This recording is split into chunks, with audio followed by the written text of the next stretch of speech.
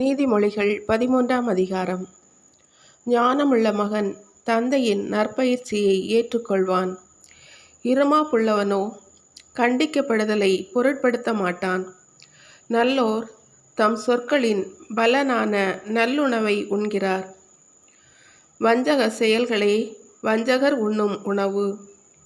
நாவை காப்பவர் தம் உயிரையே காத்துக்கொள்கிறார். நாவை காவாதவன் கெட்டழிவான்.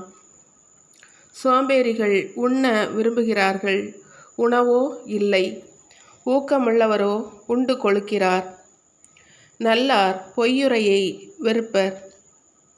பொல்லாரோ வெட்கக்கேடாகவும் இழிவாகவும் நடந்து கொள்வர். நேர்மையாக நடப்போரை நீதி பாதுகாக்கும். பொல்லாரை அவர்களின் பாவம் கீழே வீழ்த்தும். ஒன்றுமில்லாதிருந்தும் செல்வர் போல நடிப்போரும் உண்டு. மிகுந்த செல்வம் இருந்தும் ஏழைகள் போல நடிப்போரும் உண்டு. அச்சுறுத்தப்படும்போது செல்வர் தம் பொருளை தந்து தம் உயிரை மீட்டுக்கொள்வர். ஏழையோ அச்சுறுத்தலுக்கு அஞ்சான். சான்றோரின் ஒளி சுடர் வீசி பெருகும். பொல்லாரின் விளக்கோ அணைக்கப்படும். மூடன் தன் இருமாப்பினாலே சண்டை மூட்டுவான்.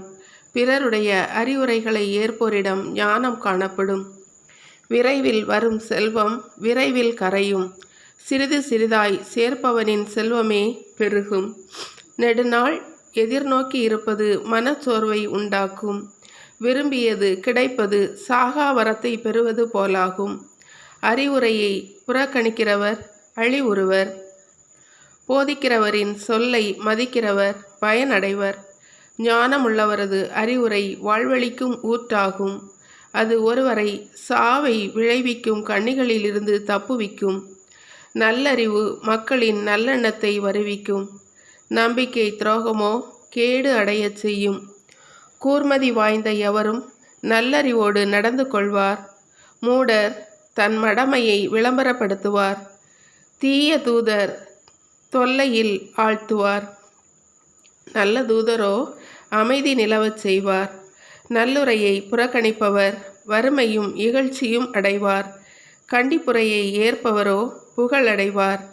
நினைத்தது கிடைப்பின் மனத்திற்கு இன்பம்.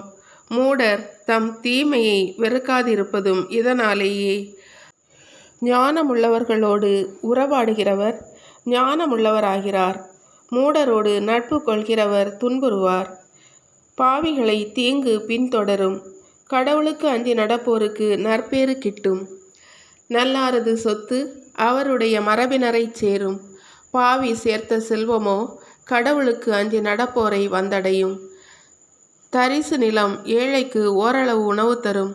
ஆனால் நியாயம் கிடைக்காத இடத்தில் அதுவும் பறிபோகும். பிரம்பை கையாளாதவர் தம் மகனை நேசிக்காதவர். மகனை நேசிப்பவரோ அவனை தண்டிக்க தயங்க மாட்டார். கடவுளுக்கு அஞ்சி நடப்போருக்கு வயிறார உணவு கிடைக்கும். பொல்லாரின் வயிறோ பசியால் வாடும்.